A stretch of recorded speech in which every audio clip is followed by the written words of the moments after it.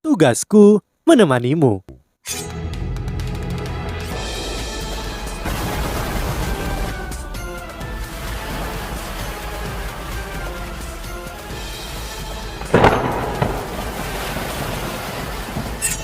Hai sahabat Pasuk, kembali lagi bersama alur cerita versi novel Solen 2 Sekte Tang yang tak tertandingi.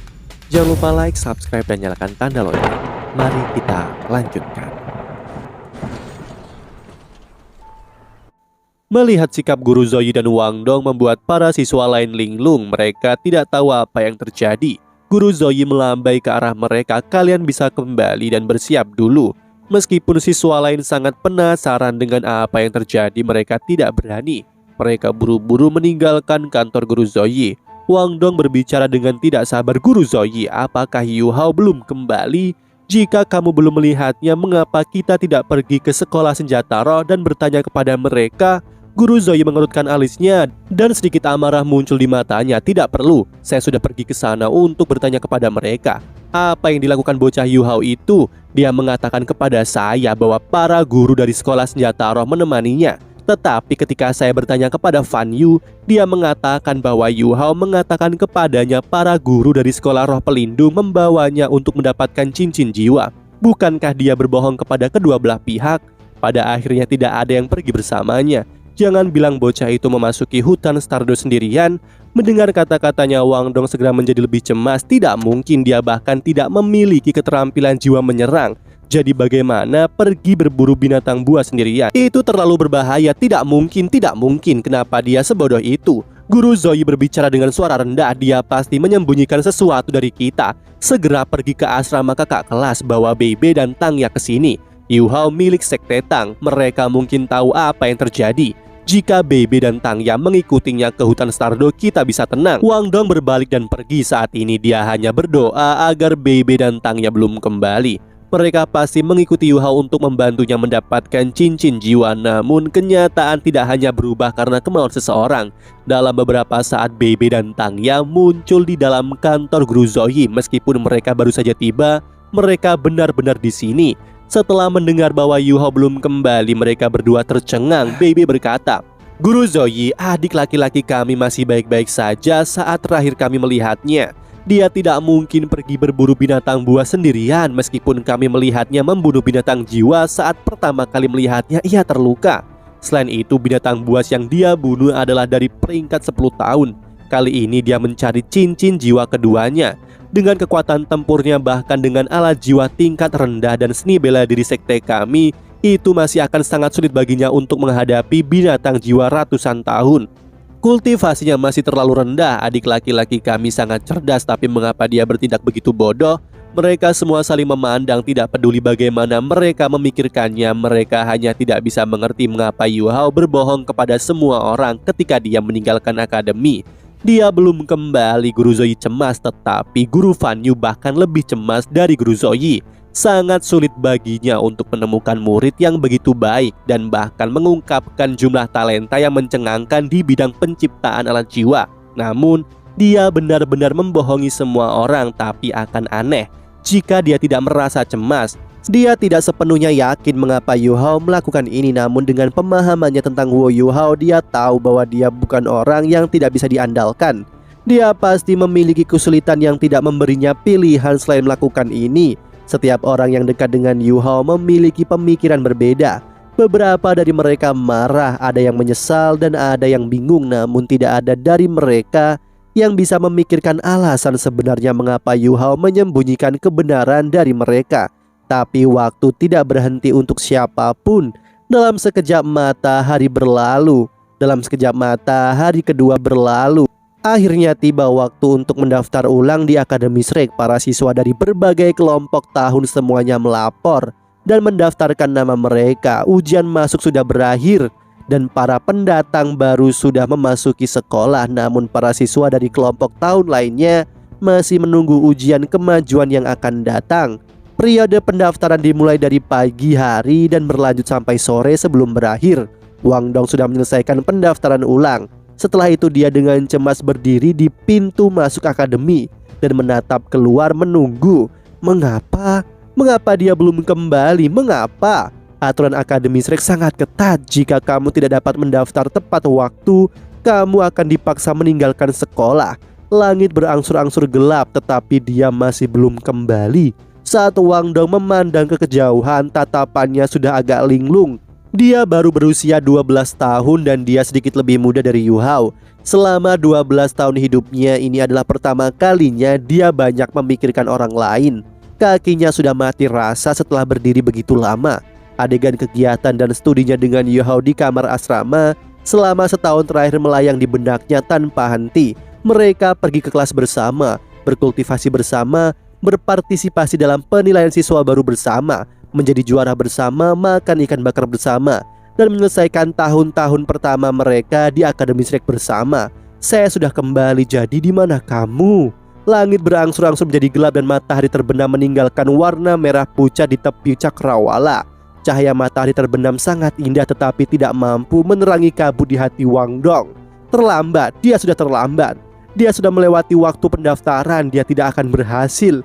Dia tidak akan berhasil. Bei Bei, Tangya, dan Xiao Xiao juga berjalan ke pintu masuk akademi. Ekspresi mereka menjadi gelap ketika mereka melihat ke arah langit yang berangsur-angsur redup. Wang Dong kembali ke asramanya. Pada saat dia kembali, langit luar benar-benar hitam. Pada akhirnya Yu Hao tidak berhasil kembali tepat waktu untuk mendaftar. Pada saat ini bagaimanapun Wang Dong tidak menyalahkannya sama sekali. Selama kamu bisa hidup dan kembali, itu tidak masalah. Hal yang paling dia takuti adalah Yu Hao dimakamkan di hutan Stardew. Jika itu terjadi, dia bahkan tidak akan memiliki mayat untuk dimakamkan. Sambil berpikir, Wang Dong perlahan duduk di tempat tidur Yu Hao yang masih tertutup debu. Pada saat ini dia sepertinya lupa tentang mesofobianya. Yu Hao, apakah kamu masih hidup? Wang Dong tidak bisa membantu tetapi mengepalkan tangannya dengan erat. Matanya berangsur-angsur merah dan kecemasan yang bisa membuat orang gila muncul di hatinya. Pada saat ini suara langkah kaki bergegas terdengar dari luar. Ini diiringi oleh suara nafas seseorang yang agak berat. Wang Dong mengangkat kepalanya agak terpana. Tepat setelah itu seorang tiba-tiba masuk ke dalam dengan keras. Aku kacau, aku terlambat, aku berlari secepat mungkin tetapi aku masih terlambat, bagaimana mungkin? Pemuda yang bergegas masuk memiliki ekspresi cemas di wajahnya saat dia bergumam dengan muram pada dirinya sendiri. Mengangkat kepalanya untuk melihat Wang Dong, dia tersenyum. Kamu kembali? Apakah hari ini adalah hari pendaftaran terakhir? Saya kacau, saya terlambat, ini tidak akan berhasil, saya harus segera menemui Guru Zoyi dan memikirkan cara untuk menyelesaikannya pada malam hari ini. Dengan itu pemuda itu berbalik hendak pergi. Wow, Yu Hao! Pekikan yang sangat keras tiba-tiba terdengar menyebabkan Yu Hao merasakan punggungnya tenggelam. Dia merasakan kekuatan besar menyerangnya, segera membantingnya ke tanah. Kemudian punggungnya diserang oleh serangkaian tinju seperti topan. Yu Hao melingkarkan tangannya di kepalanya, merasa agak bingung setelah dipukuli oleh Wang Dong. Dia merasakan dua gumpalan daging lembut di pantatnya bergerak tanpa henti, menyebabkan pantatnya yang lelah merasakan rasa relaksasi yang tidak terasa buruk sama sekali.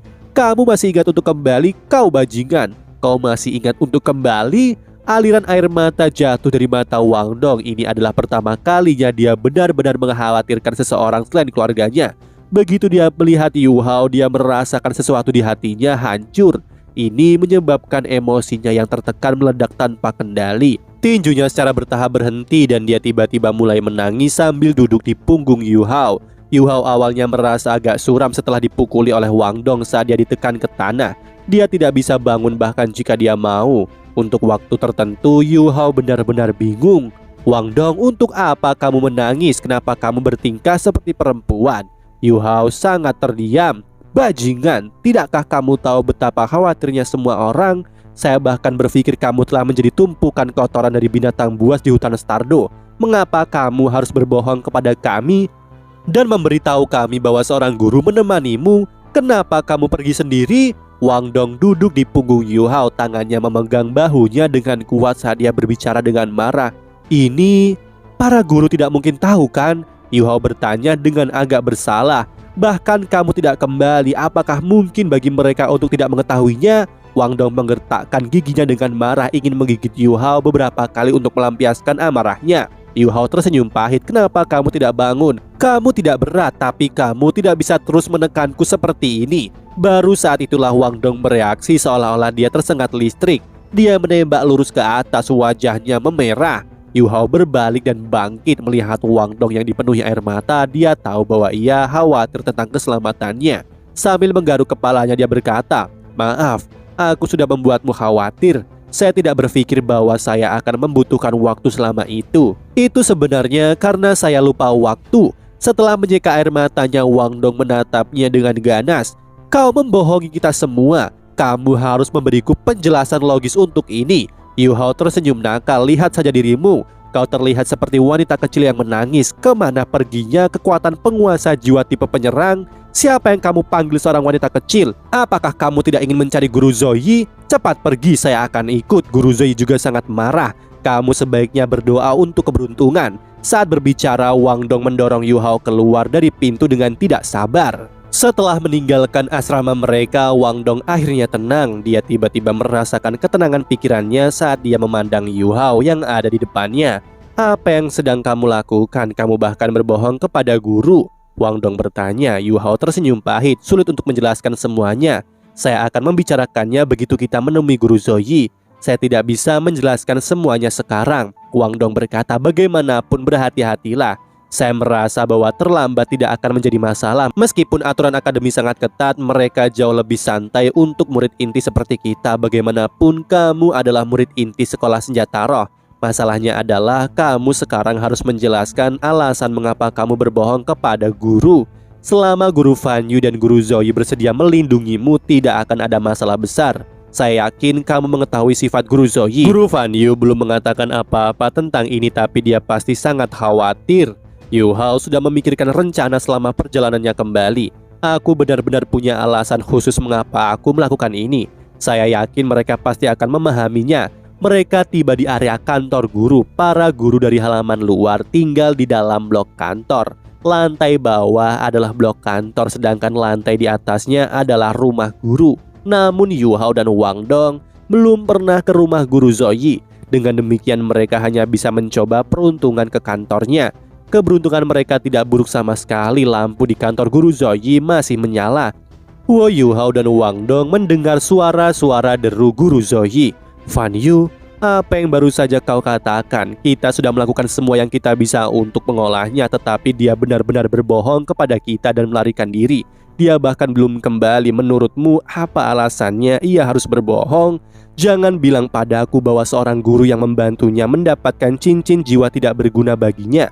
Saya benar-benar tidak berpikir bahwa saya benar-benar akan membuat kesalahan. Awalnya saya berpikir bahwa dia adalah seorang siswa yang sangat jujur, yang bersedia bekerja keras. Saya tidak berpikir bahwa dia akan menjadi anak nakal yang tidak tahu berterima kasih seperti ini. Ini benar-benar membuatku kesal. Jangan biarkan aku melihatnya lagi. Jika saya melakukannya, saya akan menguliti semua kulitnya." Mendengar kata-kata Guru Zoyi, Yu Hao menggigil secara naluriah. Dia merasa kulit kepalanya mati rasa. Dengan ekspresi yang agak memohon di wajahnya, dia melihat ke arah Wang Dong. Wang Dong memandang ke arahnya. "Kamu sendirian sekarang. Siapa yang memintamu berbohong kepada semua orang di sini? Siapa yang memintamu untuk kembali terlambat?" Bersikap kuat, Yu Hao dengan hati-hati beralih ke kantor Guru Zoyi. Pada saat ini suara Guru Fan Yu terdengar. "Oke, berhentilah marah begitu. Apakah kamu pikir saya kurang cemas darimu? Tidak tahukah kamu betapa sulitnya menemukan murid? Yu Hao lebih berbakat daripada Caito. Apakah kamu tidak tahu berapa banyak harapan yang saya berikan kepadanya? Sekarang dia tersesat. Aku bahkan lebih khawatir daripada dirimu. Tapi saya merasa kamu mengatakan sesuatu yang salah. Setelah melakukan kontak dengannya begitu lama, saya memahami dengan cukup baik. Meskipun dia membuat banyak rencana, dia orang yang sangat baik dan mantap. Dia pasti tidak akan melakukan hal konyol. Karena dia berbohong kepada kita untuk pergi sendiri, saya percaya bahwa dia pasti punya alasan untuk melakukannya. Sekarang kita hanya bisa menunggu dia kembali. Dengan begitu saya yakin dia akan memberi kita penjelasan yang masuk akal." Guru Zoyi dengan sedih berkata, "Dia sudah terlambat, jadi apa gunanya dia kembali? Bukankah dia akan diusir?" Guru Fan Yu berkata, "Itu mungkin bukan masalahnya. Selama dia memiliki penjelasan yang masuk akal, kita dapat mengungkapkan fakta bahwa dia adalah murid inti dari sekolah senjata roh untuk membiarkannya tetap di akademi. perlakuannya sebagai murid inti dari sekolah roh pelindungmu juga sudah berakhir. Jadi dia pasti akan dilucuti dari hak istimewanya jika dia tidak dapat memberikan kinerja yang menakjubkan selama penilaian. Karena itu masalahnya, kita bisa mengungkapkannya bagaimanapun Dekan Qian sudah jatuh hati pada trik kita. Wo Yuhao merasa tersentuh ketika mendengar duo suami istri ini. Dia telah berbohong kepada gurunya, tetapi mereka masih khawatir tentang dia. Sensasi rasa bersalah yang kuat membanjiri hatinya, dan dia ingin mengungkapkan kebenaran kepada mereka di sana. Suara samar Koko Tianmeng terdengar dalam benaknya. Jika kamu tidak ingin digunakan sebagai kelinci percobaan, kamu lebih baik mengendalikan mulutmu. Yuhao segera sadar kembali setelah mendengarkan peringatannya. Baik, tidak peduli apa, dia tidak bisa mengungkapkan kebenaran. Mengepalkan giginya, Yuhao mempercepat langkahnya mencapai pintu kantor Guru Zoyi. Pintu kantor Guru Zoyi tidak tertutup dan tidak ada lagi yang tersisa di dalam kantor guru saat ini. Yuhao mengintip kepalanya tepat pada waktunya untuk melihat adegan yang sangat lembut. Guru Zoyi tidak memakai topengnya dan wajahnya yang cantik dipenuhi amarah, namun dia duduk di paha Guru Fan Yu. Sementara tangannya memeluk leher Guru Fan Yu. Lengan Guru Fan Yu melingkar di pinggangnya. Guru Zoyi, saya kembali. Guru Fan Yu dan Guru Zoyi keduanya terpana oleh penampilan Wo Yuhao. Guru Zoyi tanpa sadar melompat dari paha Guru Fan Yu. Wang Dong tepat di belakang Yuhao. Dia terpana sampai terperangah oleh adegan ini. Meskipun dia telah mendengar tentang topeng Guru Zoyi dari Yuhao, ini masih pertama kalinya dia melihat penampilan asli Guru Zoyi. Selain itu, ini terjadi dalam situasi di mana dia tidak menyembunyikan dirinya sama sekali. Yuhao, kamu masih tahu bagaimana cara kembali? Guru Zoyi menembak ke arahnya dengan marah. Wang Dong yang terperangah tanpa sadar berkata, Guru Zoyi, kamu benar-benar cantik.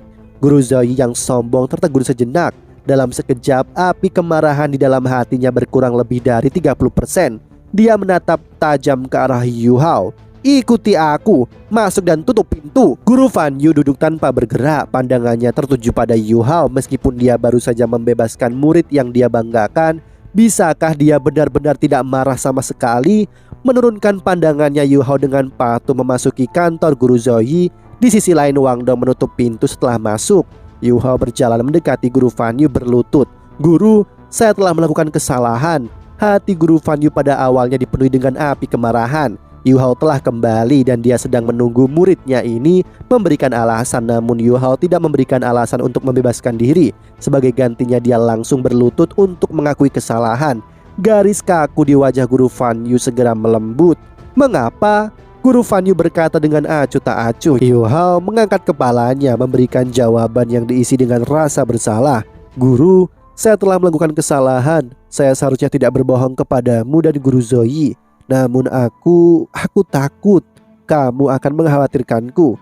Itu sebabnya saya harus membuat kebohongan sebelum saya bisa pergi.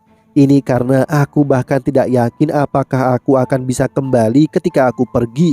Dia sudah memikirkan banyak cara. Dia memberikan permintaan maaf ini dengan bantuan Koko Tianmeng. Tidak ada celah di alasannya. Mendengar kata-kata Yuhao, minat Guru Fan Yu, Guru Zoyi dan Wang Dong terusik. Guru Zoyi berkata, apakah ada sesuatu yang akademi tidak dapat membantumu menyelesaikannya? Apakah kamu benar-benar harus melakukan ini sendiri? Apakah kamu mengatakan kepada saya bahwa kami tidak akan dapat membantumu jika kamu mengatakan yang sebenarnya kepada kami? Yuhao menggelengkan kepalanya dengan lembut. Guru, tidak akan bisa membantu saya. Masalah muncul dengan jiwa bela diriku. Guru Zoyi, apakah kamu ingat? Selama kelas Guru Wang Yan, dia memberitahu bahwa hal yang paling menakutkan bagi seorang guru jiwa adalah menghancurkan jiwa bela diri mereka. Guru Zoyi sangat heran. Apa? Jiwa bela dirimu? Yuhao mengangguk. Ketika tahun ajaran baru saja berakhir, saya melihat ada banyak masalah dengan jiwa bela diriku. Saya kadang merasa linglung ketika saya menggunakan mata rohku. Dan bahkan ada tanda-tanda jiwa bela diriku akan patah. Pada saat itu, saya memikirkan apa yang dikatakan Guru Wang Yan. Dia mengatakan bahwa jika jiwa bela diri tidak memiliki cukup bakat, dan jika seseorang yang memiliki kekuatan jiwa bawaan yang relatif rendah mencoba untuk berkultivasi dengan paksa, ada kemungkinan sangat kecil bahwa jiwa bela diri dapat hancur. Selain itu, hancurnya jiwa bela diri adalah bencana bagi Master Roh. Mereka akan kehilangan semua kekuatan jiwa mereka, dan jiwa bela diri mereka akan hancur dan lenyap. Itu bahkan bisa membahayakan hidup mereka. Pada saat ini ekspresi Guru Fan Yu telah berubah. Jika jiwa bela diri Yu Hao benar-benar hancur, maka benar-benar tidak ada yang bisa menyelamatkannya. Bahkan judul Doulo pun tidak akan bisa melakukan apapun. Bahkan harta surgawi tidak bisa berbuat apa-apa. Itu setara dengan hukuman mati. Yu Hao, kalau begitu kamu... Saat ini Guru Fan Yu bahkan tidak peduli tentang marahnya. Kini suaranya dipenuhi kekhawatiran. Guru Zoe berkata dengan sedih karena dia bisa berlutut dengan benar di sini. Jelas tidak ada yang masalah, Yu Hao lanjutkan. Yu Hao berkata, selama beberapa hari sebelum tahun akademi berakhir, perasaan itu menjadi semakin jelas. Saya mulai takut. Saya takut akan jiwa bela diriku. Dan saya takut tidak akan bisa hidup sesuai dengan cinta yang kalian berdua tunjukkan kepadaku. Saya memikirkannya dengan cermat dan saya memutuskan untuk tidak memberitahu kalian berdua tentang hal ini. Jika jiwa bela diri saya benar-benar hancur, maka membicarakannya tidak akan ada gunanya. Saya pasti akan kembali, jadi saya berbohong kepada Anda berdua. Saya tidak ingin kalian mengkhawatirkanku. Guru Fan Yu menghela nafas membangunkan Yu Hao. Anak ini terlalu bijaksana. Kemarahan yang awalnya di antara alis Guru Zoe telah mereda dengan jumlah besar. Hanya saja kemarahan Wang Dong tidak berkurang sedikit pun. Dia berpikir dalam hati, bajingan ini dia berbohong. Dan dia berbohong lagi. Kebohongan Yu Hao bisa melewati Guru Zoe dan Guru Fan Yu, tetapi tidak bisa menipu Wang Dong. Mereka memiliki perpaduan jiwa bela diri yang sempurna. Dan mereka telah berkultivasi bersama tepat sebelum Yu Hao meninggalkan akademi. Jika ada sesuatu yang terjadi pada jiwa bela dirinya, Wang Dong akan merasakannya, namun dia tidak merasakan apa-apa. Namun pada saat ini Wang Dong tidak bisa mengekspos kebohongan Yu Hao. Dia hanya bisa mengubur keraguannya di lubuk hatinya. Guru Zoe berkata, lalu bagaimana perasaanmu sekarang? Apakah tanda-tanda jiwamu hancur berantakan? Yu Hao mengangguk. Guru Zoe mengerutkan alisnya dengan erat. Itu juga masalah, kamu tidak hanya datang terlambat, kamu bahkan tidak mendapatkan cincin jiwa kedua. Aku takut kalau akademi akan... Yu Hao berkedip. Guru Zoe, saya mendapatkan jiwa bela diri kedua saya. Hah? Guru Zoe memandang ke arahnya heran. Guru Fan Yu menyela. Biarkan Yu Hao menyelesaikan apa yang dia katakan. Yu Hao berkata, ketika saya meninggalkan akademi, saya merasa saya tidak memiliki banyak harapan lagi. Selain itu, tampaknya ada kekuatan tak terlihat yang membimbing saya ke utara. Ketidakhadiran dari jiwa bela diri saya semakin menguat, dan saya bisa merasakan bahwa mata roh saya melepaskan jejak es. Tampaknya membimbing saya ke utara. Di bawah keadaan linglung, aku bahkan tidak tahu sudah lama aku berjalan. Tapi tiba-tiba aku tiba di dunia es dan salju. Tempat itu sangat dingin, sangat-sangat dingin. Dan saya merasa akan dibekukan hidup-hidup. Namun sensasi kehancuran yang datang dari jiwa bela diriku menjadi semakin kuat. Seolah-olah itu bisa hancur kapan saja. Saya tidak benar-benar tahu apa yang sedang terjadi, tetapi saya pingsan di tanah yang dingin. Tepat sebelum saya pingsan, saya merasa bahwa saya tidak akan bisa bangun lagi. Saya tidak tahu berapa lama saya pingsan, karena itu saya kembali terlambat. Guru Fan Yu dan Guru Zoe saling melirik. Meskipun area di mana Akademi Shrek mulai kedinginan, saat itu masih musim semi. Jika dia berbicara tentang dunia es dan salju, bukankah itu utara ekstrim yang terpencil dan tak berpenghuni? Tanpa diduga, Yu Hao tidak pergi ke hutan Stardo. Dia pergi ke tempat yang begitu jauh. Selain itu, dia bahkan dibawa situasi di mana jiwa bela dirinya yang memiliki tanda-tanda kehancuran membimbingnya. Ini terlalu fantastik.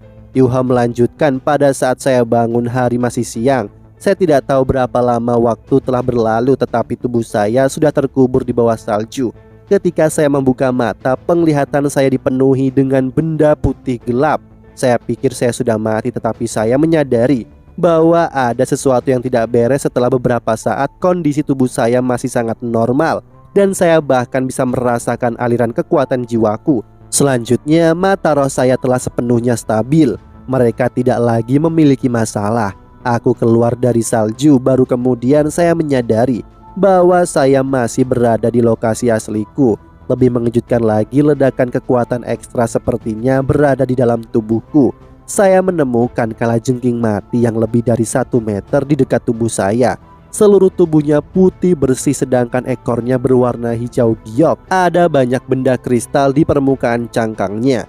Dan meskipun sudah mati, aku masih bisa merasakan betapa kuatnya benda itu.